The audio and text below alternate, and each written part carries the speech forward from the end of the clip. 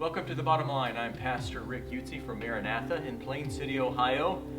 You know, just yesterday I was reading an article about something called Zoom dysmorphia. It actually happens because people are having all kinds of Zoom meetings, whether it's for work or other things or with family. And they started noticing that people become really dissatisfied with their faces and their bodies because now when they talk and have meetings, they can view themselves, right? Not only do they see the other people, but they see themselves. And they see themselves from a webcam's perspective, which actually distorts the view.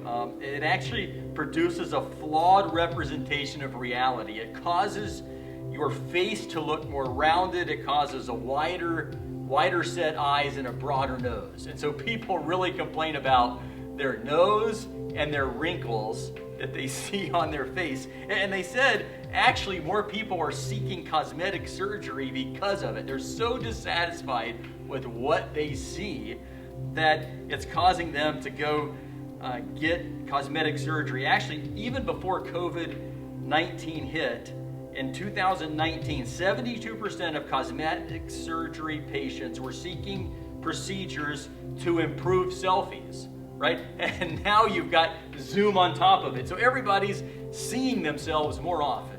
Normally when you have a conversation, you just see the other person.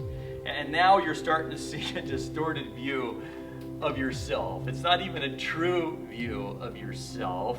And I thought that was interesting. And so I want to take that into what the Bible calls our view and what we see actually of God. It says in 1 Corinthians 13, 11 to 13, Paul's speaking, and he's speaking about gifts, and then he speaks about love in chapter 13 of 1 Corinthians. And he says, when I was a child, I spoke like a child. I thought like a child. I reasoned like a child. When I became a man, I put aside childish things.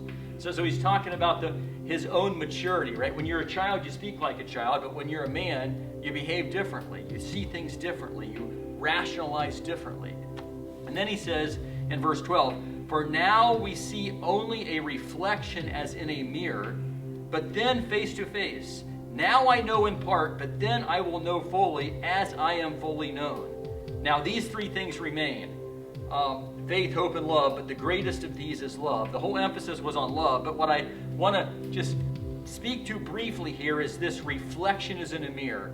He says, now we see only as a reflection in a mirror, and it's talking about we see God as a reflection in a mirror. It's imperfect. Back then, their mirrors weren't nearly as good as they are today. They were like a polished metal, and so there were imperfections. It was blurry. It wasn't exact, right? An exact representation. So they were seeing only in part. Paul says, now I know in part, but then I will know fully as I am fully known, right? So his view of God, even his view of God, was distorted. And our view of God can be distorted too. Our gifts that we use aren't even full or complete. And so Paul is just saying, hey, when Jesus comes again, that's all going to change. Right? When we see him face to face, then we will know fully as we are fully known. Like, the good news is God fully knows us. And we may think of that as a bad thing, but he does. He knows what's best. He's working in us to transform us to be more like Jesus Christ. But then when we go, or when Jesus comes and we see him, we're going to see him as he really is, as 1 John 3:2 says. It says, dear friends, we are God's children now, and what we will be has not yet been revealed. We know that when he appears, we will be like him because we will see him as he is. There's this thing of we are going to see perfectly. Like, we're going to see Jesus Christ perfectly. And we're going to be like him because we're going to see him for who he is. Things are going to be made complete that are now incomplete. You know, our satisfaction even now comes in Jesus, and that isn't even perfect, right?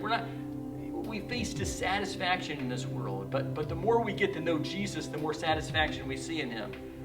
But that day is going to come when we no longer have a webcam, right, that distorts the view of ourselves, others, or more importantly, God and Jesus Christ. There's going to be no distortions. We're going to see clearly. We're going to know and communicate fully with our God. We will not be dissatisfied. So here's the bottom line. When This age ends because Jesus has come again. There will be no more Zoom or sin dysmorphia. Everything will be as it should be. No cosmetic surgery required. Thank you for watching, and I'll see you next time on The Bottom Line.